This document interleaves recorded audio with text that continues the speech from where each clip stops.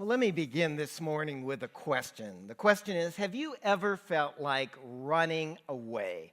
Running away from people, running away from your problems, running away maybe just from life as you're currently experiencing it. Kids are famous for threatening to run away because they have the meanest parents in the world, right? Young people are the ones that actually do run away. 2 million of them every year between the age of 13 to 17. Most of them just for a couple days to a neighbor, someone like that. But some don't come back. Some really run away. Experts tell us that some of them run away because their problems just feel too overwhelming to them. Sometimes it's bullying at school, sometimes it's pregnancy, sometimes it's sexual identity issues, often it's drug and alcohol related, and so just to get away from life, they run. But it's not just kids, it's not just young people that run. Sometimes us adults run. In fact, I Googled runaway adults recently and followed an online thread of someone who was posting as, "Enough is enough in Arkansas." Enough and Enough says this: "Where in the world around here does an adult go when they want to run away?" Guess there's not a lot of places in Arkansas to do that. The answer came from somebody like, what kind of running away? Abusive spouse kind of running away? Or I can't stand this anymore kind of running away? Enough is Enough answered back, well, neither really. I'm just tired of picking up the pieces and being expected to make everything okay. I just need a break, frankly. Now, I suspect that there are times when all of us feel like, in one way or another, running away. We just don't want to deal with it anymore, whatever that it is. But the question I want to ask you this morning is this: have you ever felt like running away from God? Have you ever felt like maybe you just want to put some distance between you and Him? Maybe He's asking you to do something that you really don't want to do. Or maybe you're not happy with the circumstances that He seems to have put you in. Or maybe you're just tired of living His way. The truth is, I think it happens more than we'd like to admit, even among the strongest believers. Could it be that you're running away right now? That you're putting distance between you and God? Maybe you don't even realize it, or maybe you're not willing yet to admit it. Well, for the next 4 weeks, we're going to take a look at this up and down journey of this runaway believer we call Jonah. He's not just any old believer, he's a prophet. In fact, one of those minor prophets that we actually didn't get to during our Lenten season. But this prophet named Jonah, at a certain point, decided he didn't like what God was calling him to do, and so he just up and ran. Look at how this book begins. The word of the Lord came to Jonah, son of Amittai. "Go to the great city of Nineveh, preach against it, because its wickedness has come up before me." But Jonah ran away from the Lord and headed for Tarshish. He went down to Joppa, where he found a boat bound for that port. And after paying the fare, he went aboard, sailed for Tarshish to flee from the Lord. So who is this prophet named Jonah? Well, we actually meet him in another book in the Bible, Kings, 2 Kings, where we learn that he was a prophet to the northern kingdom of Israel during the time of Jeroboam II. And we've got this chart we've been using during the Lenten series, and you can see there, Jonah at the top there, he ministers and prophesies to the northern tribe of Israel during the time of Jeroboam II.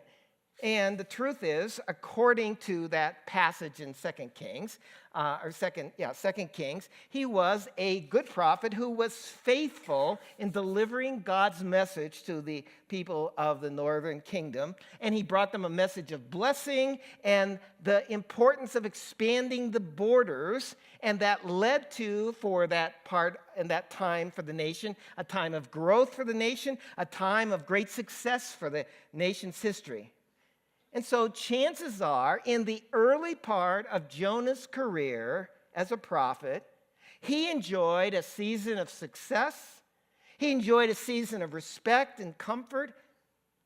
But then the word came to him a second time.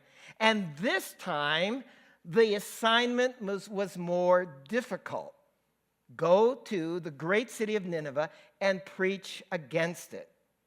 Now, Nineveh was the capital of Assyria. Assyria was the most feared nation of the time. In fact, we've got a map here of Assyria, and you can just see how vast it was, all the way down to Egypt and all the way halfway across Asia. And for a couple hundred years, these Assyrians terrorized that part of the world. And I mean terrorized. Anything that you hear terrorists do today makes what they were like look simple. I mean, they would not only plunder the nations that they conquered, they would punish them in every kind of wickedness and evil and injustice you can imagine. And some of the ways they punished them you wouldn't want to imagine. And so Assyria threatened the very existence of Israel. And Nineveh was the capital of that empire. And it was located a little over 500 miles northeast of Jerusalem. And that city today is called Mosul in Iraq. And there are still ruins of that ancient city. And archaeologists have uncovered the walls of that city.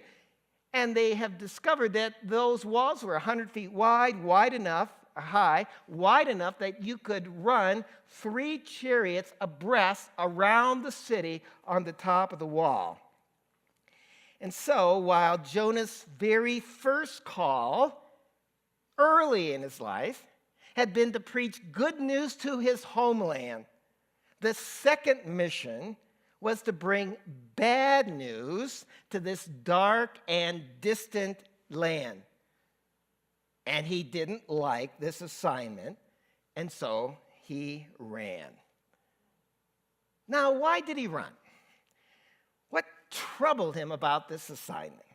Well, there's a few possibilities. Maybe he ran because the assignment was just difficult. I mean, we've already alluded to the fact that this was a large city. In fact, later in the book, we're going to discover it took 3 days to just walk through it. And remember, these were pagan people. And so they had little interest and little respect for some god from a tiny nation called Israel that was 500 miles away, a different land, a different culture. And the chance of success didn't seem likely by any definition. And so maybe the difficulty is the reason that he ran. Or maybe Jonah ran because the mission was so dangerous. I mean, we've already talked about how violent and vicious these Assyrians were. They bragged about their ferocity. And truthfully, they didn't think kindly of some enemy from another country coming in and preaching doom and gloom to them. I mean, we know today how it is in certain parts of the world where dissidents speak out against an oppressive regime and the price they pay for doing so. That's a little bit of what Jonah would have certainly faced or thought he would face. And so maybe it was a difficult assignment. Maybe it was a dangerous assignment. Those two things had to have come into play. But the primary reason Jonah didn't want to go was because he didn't like God's plan. He just flat out didn't like it. We'll talk more about it in the weeks to come, but the bottom line is that Jonah hated these Ninevites. He wanted nothing to do with them. He certainly didn't want them to know about the grace and mercy of the God he knew about. And so he decided to run. He heads for Tarshish. So let's take a look at a map and just see where this place is. So you can see that Israel is dot A, and he's being called to B, which is Nineveh, going to the right. And then notice where he ends up going to, all the way across to Spain, which is where Tarshish was located. So which direction is Spain related to Nineveh? The opposite direction. And how far is it from Nineveh to Tarshish? It's about as far as you can get. So you don't have to be a Bible scholar to figure out what the text has to say here. It says, verse 3, Jonah ran away from God and headed for Tarshish. So you see, Jonah didn't want to do this assignment. But the real truth is, he wasn't just running away from the assignment. If that's all he was doing, he could have saved a lot of trouble by just staying in Israel and ignoring the assignment. But it says he was running away from God. You see, the problem with staying in Israel, it was that every time he walked past a house of worship, he would be reminded of God's presence. And every time he heard the shofar calling people to prayer, he would hear God's voice again calling him to go and preach. And Jonah didn't want to deal with God's presence. He didn't want to hear God's voice. And so he decided to get away as far from that voice, as far from that presence as he could. And so, verse 3, he went down to Joppa, the port city, where he found a boat bound for that port. Now, I wonder if you have ever done that, ever run from something God is asking you to do or asking you to be. I think it happens more often than we want to admit. So all year long around here at Family in Christ, we've been asking you to consider where God might just be calling you to make your unique contribution to advancing his kingdom. Where is your unique front line when it comes to doing God's work? Your front line may not be across the globe. It might be just across the street. But God is calling each and every one of us to something, to make a difference for his kingdom in this world, based on your gifts, your passion, the season of life you're in. That calling has a particular who, that is, who you're called to touch and to reach and to love. That calling has to do with a particular place, almost certainly, a front line where we engage people and minister to them. And that's what Jonah was called to. Because God calls each of us to a unique place of mission. And that's, by the way, the first blank. But look what happens when God calls us to a place, or God calls us to a particular people that we don't like. When something that he wants us to do is difficult or dangerous even, when it's out of our comfort zone. What happens when God's plan for your life isn't the plan you thought you wanted to have for your life? What if the plan for your son or your daughter's life doesn't line up with your plan for your son or daughter's life? What happens when your spouse senses a calling to something you don't feel the same calling toward? What happens when God calls you to something you just would rather not do? Sometimes we run. Now, it's not always as obvious and dramatic as it was for Jonah. Sometimes when we run, there are more subtle ways we put distance between us and God. We don't like hearing about God's call on our life. We don't like hearing we're called beyond the walls. So we begin to make excuses for not showing up at church as often. Or we drop out of the life group that keeps talking about those sort of things. Or we stop opening our Bibles in the morning and listening to him speak to us. Or we begin just to drift away from our Christian friends. Now look, it's not like we've abandoned our faith. It's not like we're somehow renouncing it. It's just that we're putting some distance between us and God so that we don't have to deal with his presence and his call. And I've seen people do this in all kinds of ways over the years. I've seen people do this when God calls them to face something in their life that they don't want to face. Some habit, some relationship, some priority that's out of order. They don't want to face it, but they know that if they keep coming back to church, if they keep going to their small group, or they keep reading their Bible, or if they keep hanging out with Christian friends, they're going to hear God keep haranguing them about dealing with this.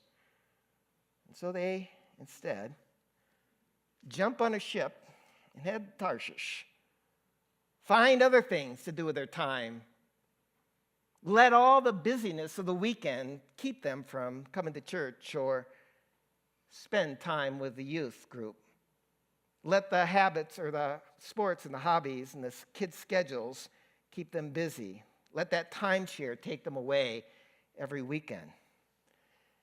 And I've seen people run from God when he calls them to new levels of commitment. You know when I see it a lot? During stewardship campaigns. See, we just finished, a stewardship campaign here. It was a wonderful success, and we'll update you at the congregational meeting on our refinancing plans, which are now in place, and as well, our new staff that we're looking at.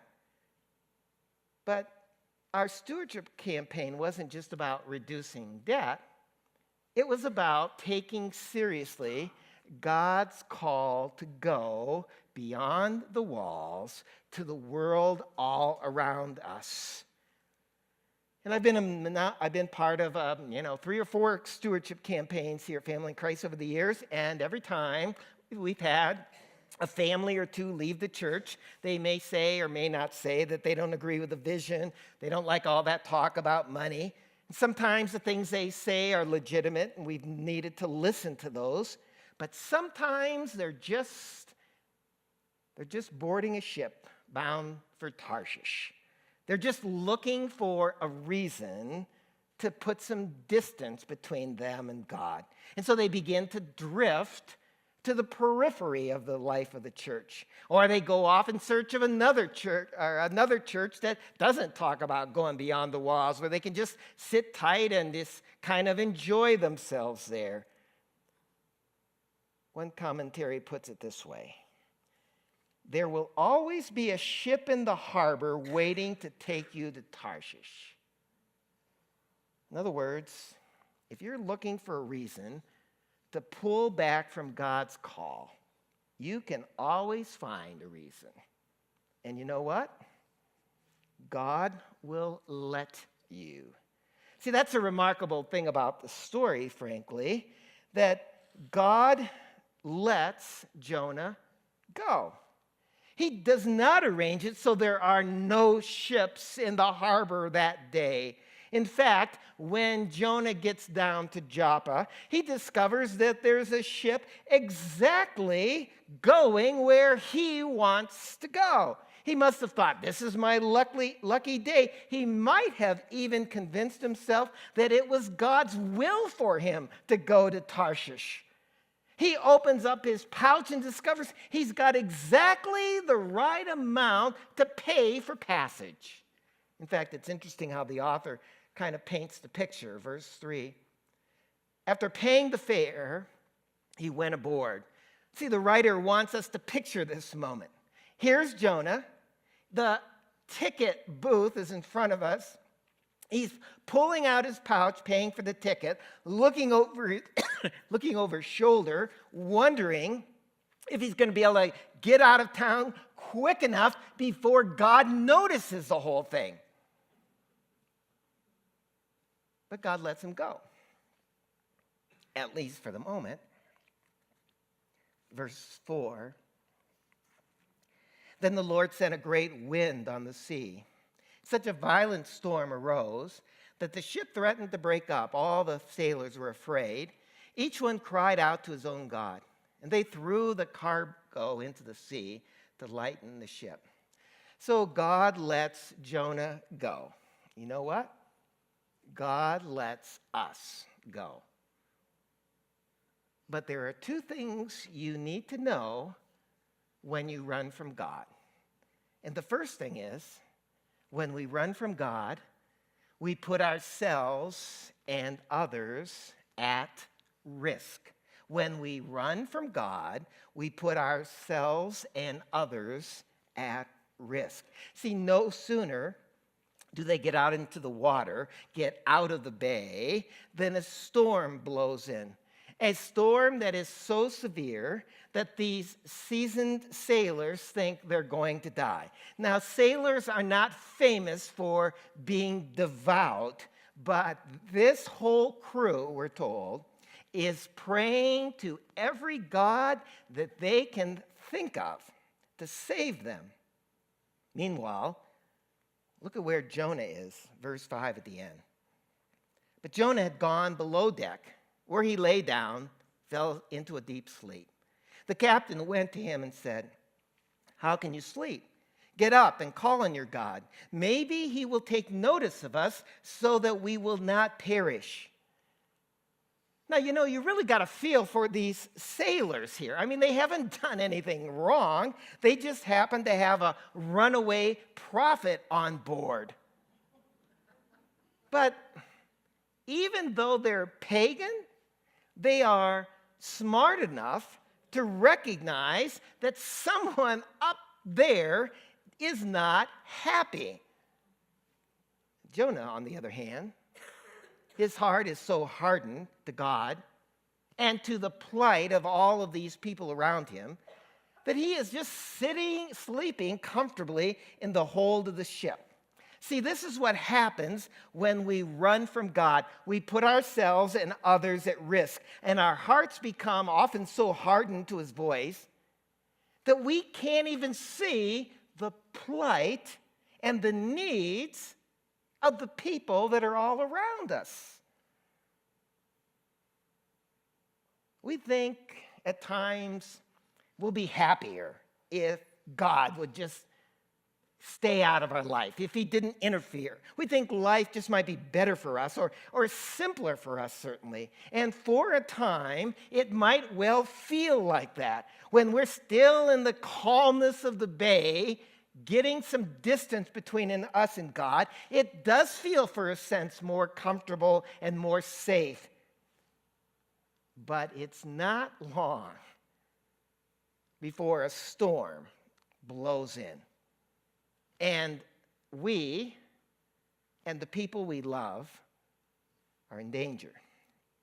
You see, when you refuse to face that bad habit because you don't want to give it up, when you settle for a lousy marriage because you don't want to put in the work to make it better, when you run from church to avoid God's call to commitment, you put yourself, you put others at risk. Your family, your friends, they're watching you. They're counting on you. They're depending on you.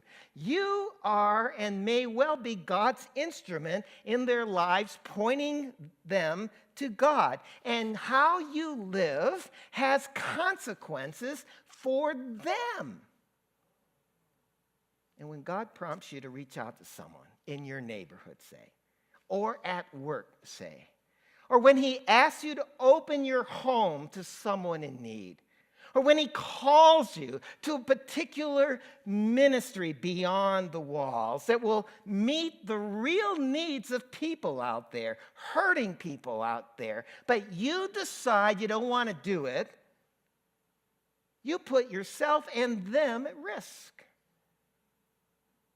Could it be that as a church, as American Christians, we're a lot like Jonah, sleeping comfortably in the hold of our worship services and small groups, while people all around us are going to hell in a handbasket? The people around us are calling to whatever they can call on to help them. They're calling on the gods that they know, the god of money or sex or politics or parties or status or good looks, anything they can grasp onto to find some hope and meaning and security in their life. And for those of us that call God, the real God, our own, we have the opportunity to make a difference, to point them in the right direction. Those people that are part of our sphere of influence, the people in our lives, but their souls are in peril because we refuse to get involved. And so that's the first thing you have to be mindful of. When you ignore the call of God, when we run from God, we put ourselves and others at risk. But there's a second thing you need to learn as well, and it's every bit as much as well. When we run from God, he will not easily give up on us or his purpose. When you run from God, he will not easily give up on you or his purpose. See, God lets Jonah leave town. He does. But he doesn't let him out of his sight. In fact, he sends a storm his way. Now, let's be clear. I don't think that God usually needs to send storms into our lives. Most of us, frankly, are capable of making a pretty good mess of things on our own. And life has enough storms blowing in and out that God doesn't need to engineer disasters to get our attention. But he will use storms. He will use life to get our attention.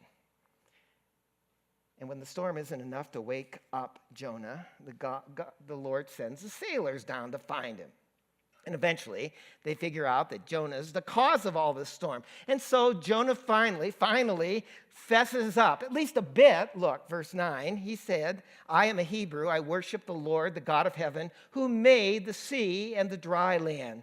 They ask him what he's done. He does not tell them what he's done. He could have at that moment. He could have just come clean and told them the whole story, but he doesn't.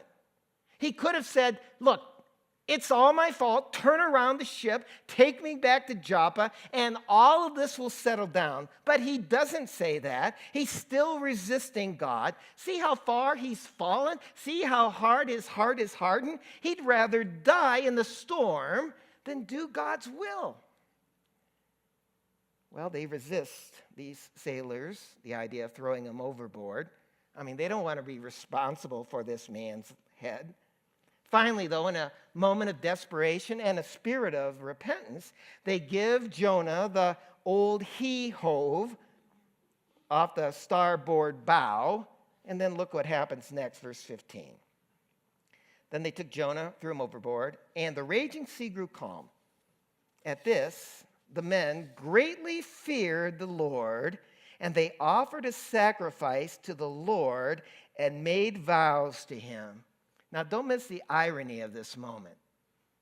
Jonah is fleeing to Tarshish because he doesn't want to share the good news of the God of Israel with these pagan, evil Assyrians. He doesn't want to preach good news to these pagan people that he hates. And what does he end up doing?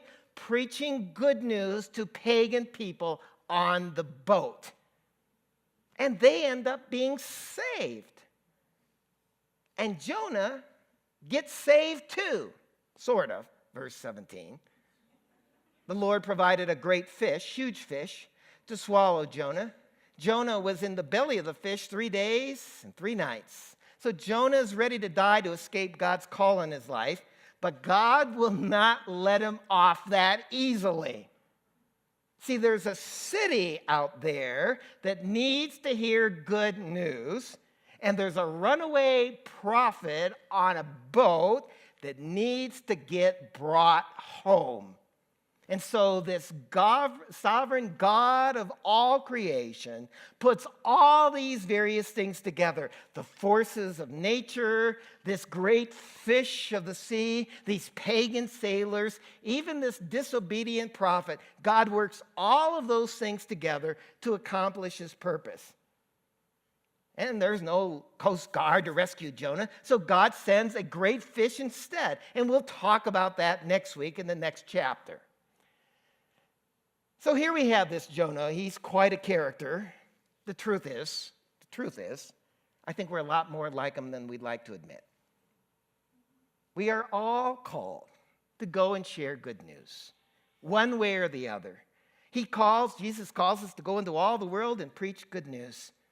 We're all called to the same thing Jonah was called to. And sometimes, even at the beginning of our lives, we eagerly answer that call. Maybe initially enjoy great success in that call, say in our home country, but then God has something more difficult for us to do, something we don't particularly maybe feel adequate for, or it feels scary or difficult. It's outside of our comfort zone. We want to run.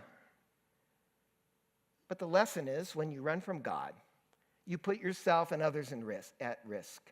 But God cares too much about this world to let his mission go unaccomplished. And so, if you run, he'll find you sooner or later. And if you fail, you always get a second chance, or a third or a fourth, because there's a mission that only you can do, a mission that only I can do. It's a mission that God will not let go undone. And he will deal with us. And I've seen how often people run for a season and over time come back to fulfill his purpose. Now, there's a lot of unresolved issues, and the problem with doing a book or a story like this is you got to stop at a particular place and the story's not done. So what we've done is we've kind of left everybody hanging here, right? We've got a man thrown overboard. All of us are screaming in our chairs probably. But that's okay. There's 3 more weeks and 3 more chapters to go. Now, what I like about the book is how honest, how brutally honest Jonah is. How real this story is, how gritty it is even, because the call to mission is not easy. It is not for the faint of heart. It will test your faith at times, but it will also take you to deep places, and it will help you to discover things about God you could never learn any other way. So today's lesson is simple. It comes with a warning and a promise. The warning is that when you run from God, you put yourself and others at risk. The promise is if you do run, he is able and determined to bring you back, to help you find your way back home and back on track with what he has for your life to be about. Every month, we end the service celebrating communion. The wonderful thing about doing it every month is that at different months, you feel closer to God or farther from God. Maybe today you feel far, maybe you feel close. But the truth is that what this sacrament is about really doesn't have to do with how you're feeling about God. This has to do with what God has already done for you. God is always there ready to forgive you. He is always there to welcome you back home. And that's what communion can remind you of. That God, through Jesus Christ, has opened the gateway so that you can have your sins forgiven. You can experience the kind of intimacy with him that he has always longed for. And so as we end the service by passing out the elements, we want to invite you to just take this time to have that conversation with God. Maybe it does mean, God, I've been running away. I've been distancing myself from you, but I want to come home again. Maybe it means, Lord, I'm out there. I'm ready to do your mission, but I need to know I'm not doing it alone. All those lessons are things you can learn as you hear from God and allow these sacraments to remind you again of his grace that comes to us because of what Jesus did on the cross. So come, all is ready.